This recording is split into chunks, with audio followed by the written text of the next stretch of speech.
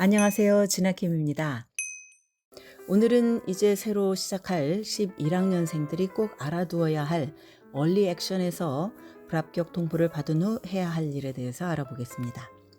대학 입시에서 조기 전형의 한 종류인 얼리 액션에 지원을 했는데 보류 또는 리젝을 받았다면 실망스럽기는 하겠지만 모든 게 끝난 것은 아닙니다. 많은 학생들은 내가 원하는 학교에 진학하고 싶은 마음이 있지만 나를 원하는 대학에 가고 싶은 생각도 들 것입니다.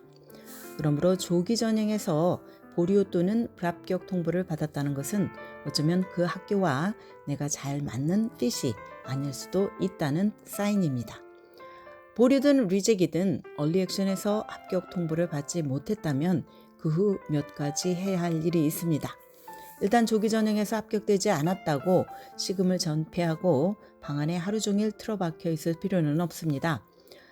보류나 불합격 통보를 받으면 마치 세상에서 자신만 그렇게 된 것처럼 절망하는 학생들이 있습니다. 그러나 실상은 그렇지 않습니다. 대부분의 대학들, 특히 탑 명문대에는 훌륭한 자격을 갖춘 학생들이 입학 정원보다 훨씬 더 많이 지원합니다. 그러므로 고교 성적과 표준시험 점수, 에세이 등이 나무랄 데 없이 뛰어난 지원자들조차 보류 또는 리젝을 당하곤 합니다. 그러나 대학이 노를 했다고 내가 열심히 노력해서 이룬 모든 성취가 사라지는 것은 결코 아닙니다. 대학 한 곳이 전부가 아니라는 뜻입니다. 나를 알아보는 학교는 반드시 있기 마련입니다. 내가 낸 지원서에 대해서 2차 소견을 받는 것도 고려해 봄직합니다.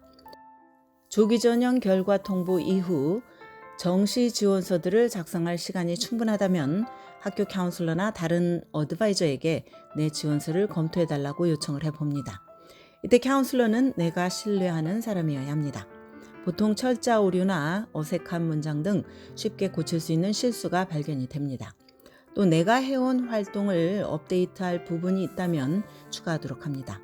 이런 작업을 통해서 지원서를 보완할 수가 있습니다. 얼리 디시전 2를 리서치해보는 것도 도움이 됩니다.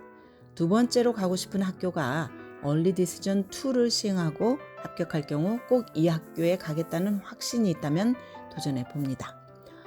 얼리 디시전 2는 구속력이 있어서 합격이 되면 꼭 그 대학에 가야 하는데 대신 합격률이 일반 전형보다 높은 경향을 보입니다.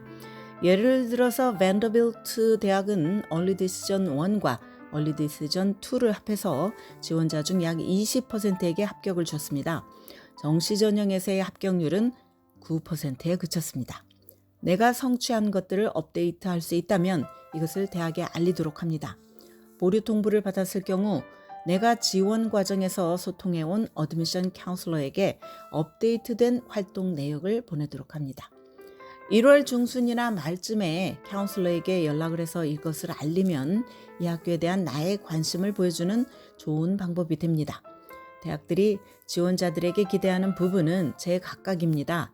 어떤 대학은 12학년의 중간 학기 성적을 원하고 또 어떤 학교는 에세이 샘플을 추가로 요구를 합니다.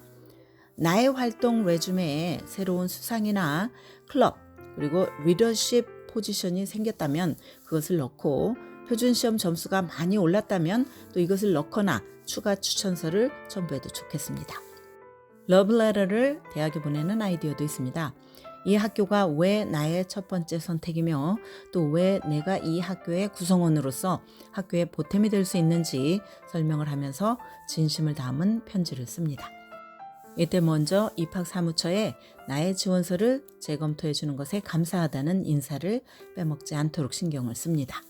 이 학교가 나를 뽑아준다면 200% 내가 가겠다는 확신이 있습니까? 그렇다면 그것을 학교에 알려도 좋습니다. 지금까지 교육 전문 컨설팅 그룹 어드미션 메서스 진아킴이었습니다.